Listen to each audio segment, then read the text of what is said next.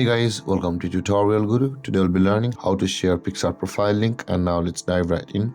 Now to share the Picsart profile link, first open up your Picsart app on your phone, and after opening a Picsart app guys, on this interface at the bottom right corner of the screen you can see the person icon available for us. Tap on the person icon at the bottom right corner of the screen, and this kind of interface will appear where you'll be required to tap on the three dotted icon at the top right corner of the screen. You can see there's a three dotted icon at the top right corner screen over here. Tap on it and this kind of interface will appear where you can see the share profile button available for us over here just above the settings.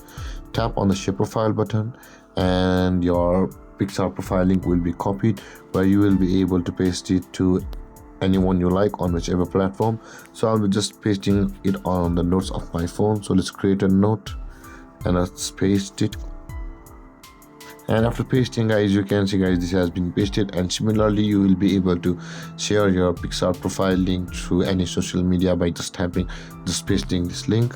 And with that being said guys, this is how to share Picsart profile link, and if you have any confusions or questions regarding the topic, feel free to comment in the comment section below, and don't forget to like, subscribe and hit that bell icon for more videos. Thank you for watching guys. Peace.